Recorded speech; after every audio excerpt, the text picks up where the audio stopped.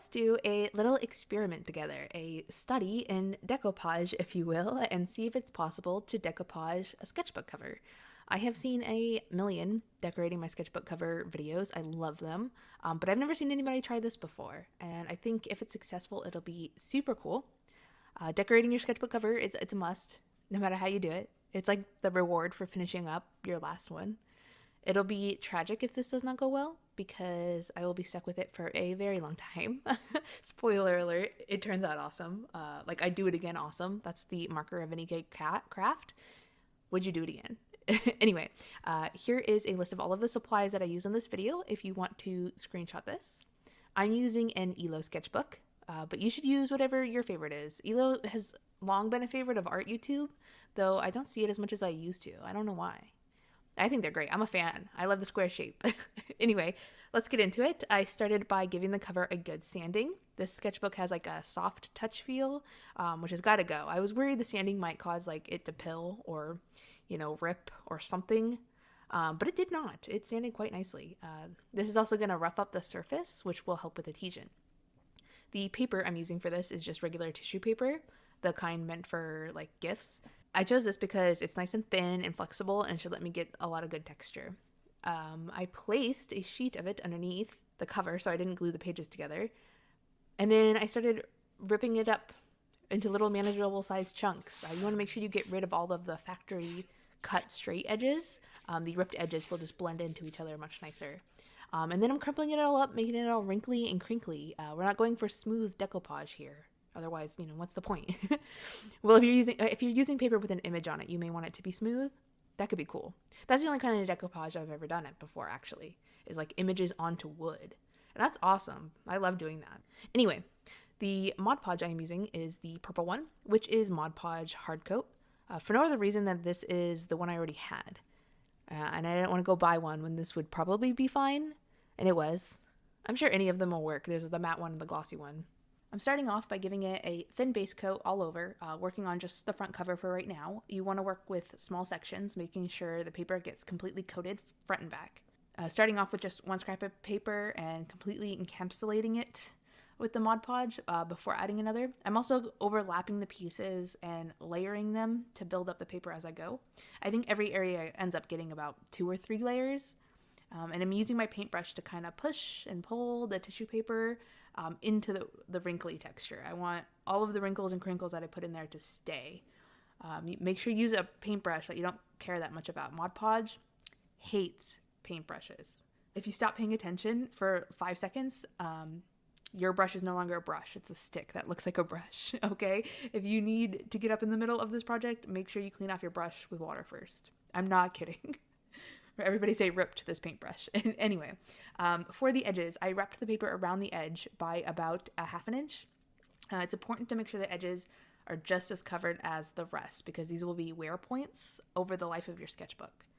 Mod Podge dries to the touch pretty quickly, but I still did have to be careful for it to not to stick to the paper underneath. I end up switching to freezer paper later on, which you'll see, which has like a waxy coat that was much better. So I could put the like cover down and it won't stick to the paper. But use what you got. Just be careful. You'll be fine.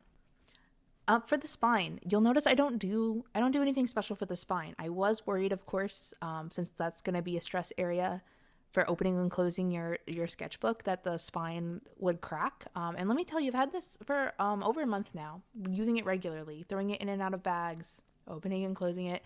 It hasn't even so much as wrinkled. I mean, it's a wrinkled texture, so maybe you just can't tell, but there's no splitting or cracking. I mean, and you think about even just like some printed sketchbooks with like a book binding spine. I've gotten cracking on those, and this is not cracked. Mod Podge is flexible. I don't know what's so different about it from just like PVA glue, but it's totally different. I'm really happy with how this is held up. Even like I was worried about peeling like the like edges of the paper peeling up. I couldn't find an edge if I tried. I think the key was really working in thin layers, making sure every bit of the paper was coated with the Mod Podge.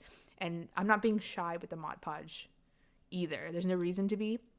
As long as you're giving it enough time to dry. you're fine. Really coat her in there. I think the tissue paper also was a good choice because it's soaking up the Mod Podge a lot, and they're kind of unifying, solidifying. That's probably the right word, because it feels smooth to the touch afterwards. It's nice. It's a nice smooth cover. I'm really happy with it.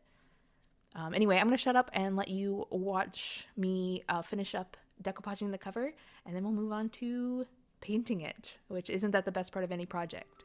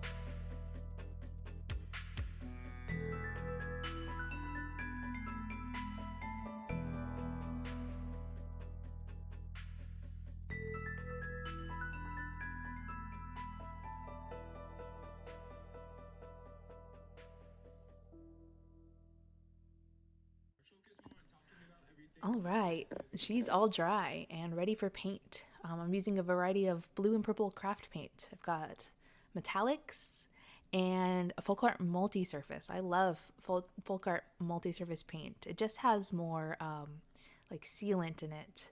That helps it. I don't know. It's really flexible and kind of shiny-ish when it dries.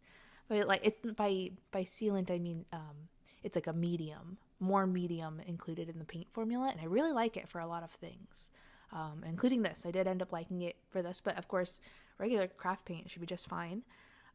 Though depending, you may want to add your own sealant. I didn't.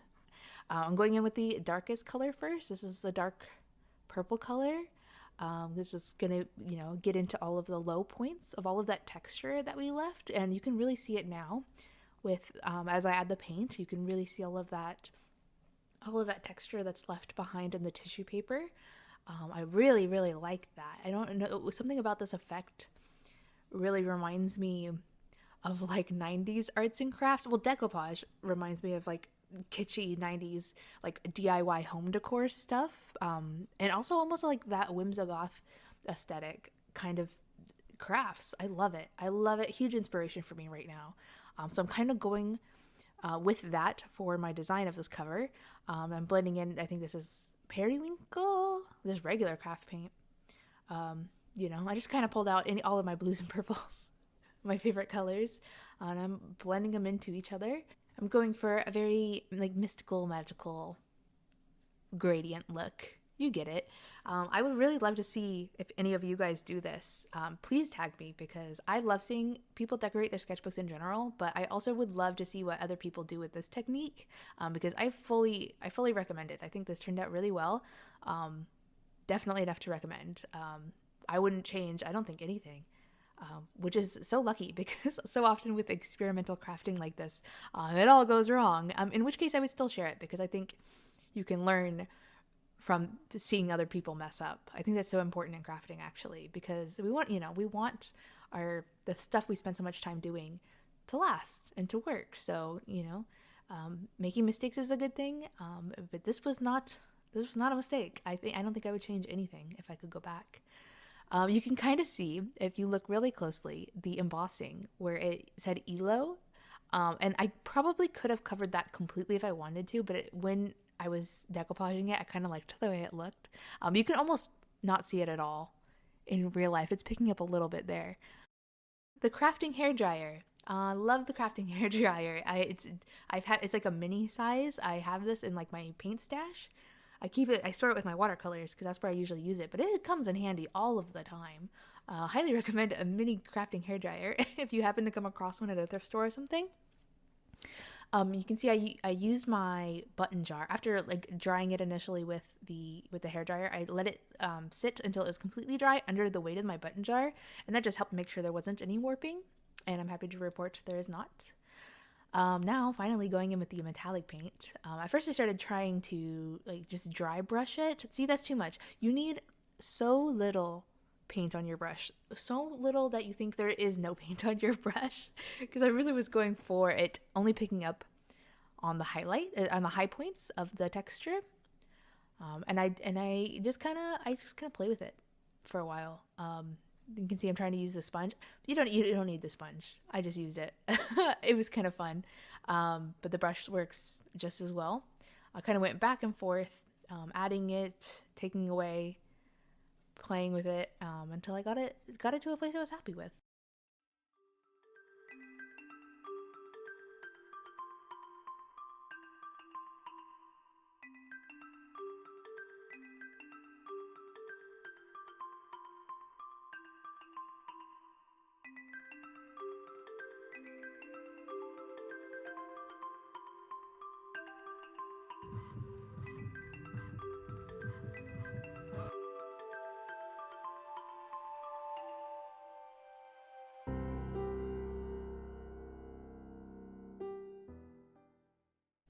All right, you saw me at the end there draw out some little star shapes in Procreate, and that is because we are going to decorate this thing. Obviously, we're not going to just leave it plain.